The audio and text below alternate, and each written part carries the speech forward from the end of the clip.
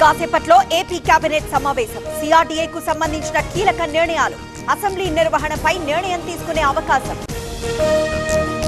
సంగారెడ్డిలో జగ్గారెడ్డి ఆకస్మిక తనిఖీలు. ఆసుపత్రిలో వైద్య సేవలపై ఆరా. చంటి బిడ్డకు చికిత్స అందేలా చర్యలు. నర్సరావుపేటలో ఇంటింటికి టీడీపీ కార్యక్రమం. పాల్గొన్న ఎమ్మెల్యే అరవింద్ బాబు. ప్రభుత్వ సంక్షేమ పథకాలపై ప్రజలకు వివరణ. సీదిరి అప్పలరాజు రిమాండ్ పొడిగింపు. 14 రోజులు పొడిగించిన పలాస కోర్టు. నేడు సోంపేట కోర్టులో బెయిల్ పిటిషన్ పై విచారణ. ఆరండల్పేట పిఎస్ లో అంబటిపై కేసు. పెమ్మసానిపై ఏఐ వీడియో విడుదల చేశారని ఫిర్యాదు. కేసు నమోదు చేసిన పోలీసులు. వైసీపీ మాజీ ఎమ్మెల్యే ముస్తఫాకు రిమాండ్. 14 రోజుల రిమాండ్ విధించిన నూజివీడు కోర్టు. నెల్లూరు సెంట్రల్ జైలుకు తరలింపు. జూరాల ప్రాజెక్టుకు కొనసాగుతున్న వరద.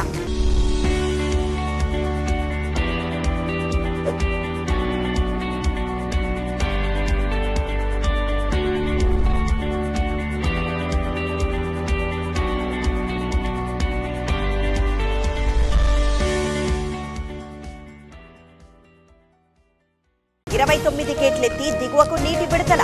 ప్రస్తుత నీటి మట్టం 317 మీటర్లు.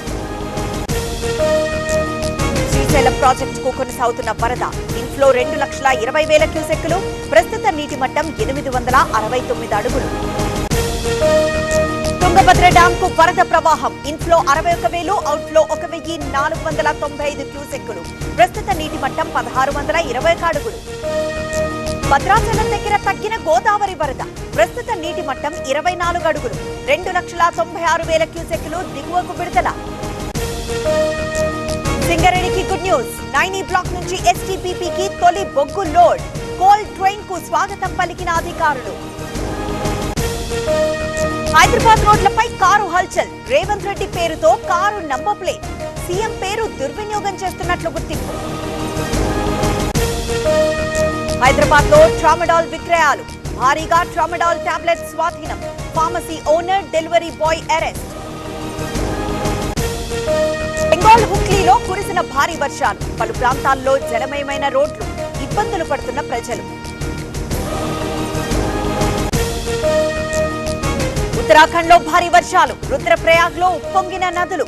ప్రజలను అప్రమత్తం చేసిన అధికారులు. ఒడిషా పూరిలో కురుస్తున్న వానలు. వీధులను ముంచెత్తిన వరద నీరు. వాహనాల రాకపోకలకు అంతరాయం. జమ్మూలో కొనసాగుతున్న అమర్నాథ్ యాత్ర. రాంబన్ నుంచి బయలుదేరిన 28వ బ్యాచ్. భద్రత మధ్య యాత్రికుల తరలింపు. గుజరాత్ లో టెంపో వ్యాన్ బీభత్సం. హైటెన్షన్ విద్యుత్ టవర్ ను ఢీకొన్న వాహనం. రోడ్డు కట్టంగా కూలిన టవర్. రాకపోకలు బంద్. పాక్ నుంచి ఖర్జూరం దిగుమతిని అడ్డుకున్న డిఆర్ఐ. కాండ్లా పోర్టుకు తరలిస్తున్న 13 కంటైనర్లు సీజ్. యుఏఈ నుంచి దిగుమతి చేసుకున్నట్లు నకిలీ పత్రాలు.